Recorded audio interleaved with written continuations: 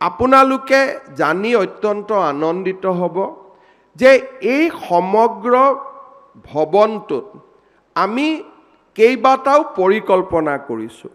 বৰ্তমান ইয়াত 31টা court room হ'ব, য'ত নেকি অধিবক্তা লিটিগেণ্ট সকলোৱে নিজে কোৰ্ট ৰুমত বহি তেওঁলোকৰ গোচৰৰ বিচাৰৰ প্ৰক্ৰিয়া তেওঁলোকে শুনিব পাৰিব, চাব পাৰিব।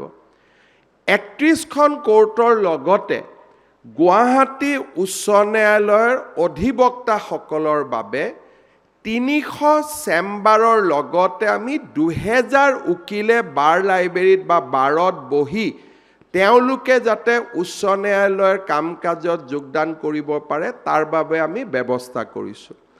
প্ৰশাসনীয় ভৱনৰ বাবে ৰেজিষ্ট্ৰিৰ লগত জড়িত আটাইবোৰ দিশ সামৰি আমি G+6 এটা ডাঙৰ বিল্ডিঙৰ আমি ইয়াত কল্পনা কৰিছোঁ।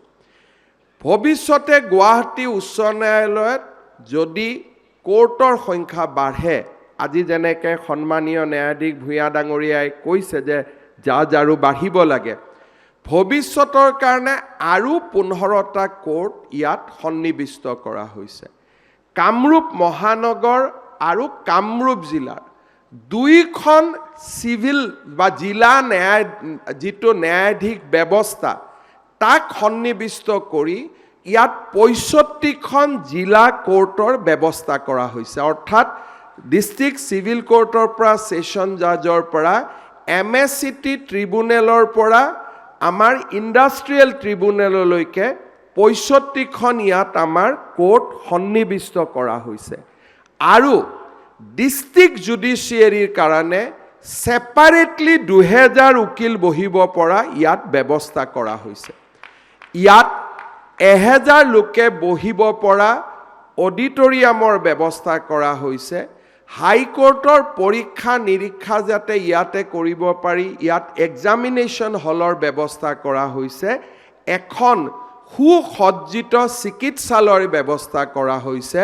লগতে আমি যাতে ইয়াত আহিলে এটা সুন্দৰ পৰিৱেশ পাওঁ তাৰ বাবে কাফেটেৰিয়া, কেণ্টিন অপৰ্যাপ্ত পৰিমাণে ৰখা হৈছে। বতাহ চাৰ্কুলেশ্যন আহিবৰ বাবে গ্ৰীনাৰী ৰখা হৈছে। আৰু ডিষ্ট্ৰিক্ট কোৰ্ট আৰু হাইকোৰ্ট একেটা বিল্ডিঙত থকাৰ পিছতো হাইকোৰ্টৰ বাবে আমি সুকীয়া 4 লেনযুক্ত এটা ৰাস্তাৰ ব্যৱস্থা কৰিছোঁ। বৰ্তমানৰ ৰংমহলৰ ৰাস্তাটোৱে ডিষ্ট্ৰিক্ট জুডিচিয়াৰীৰ প্ৰয়োজনীয়তা পূৰণ কৰিব।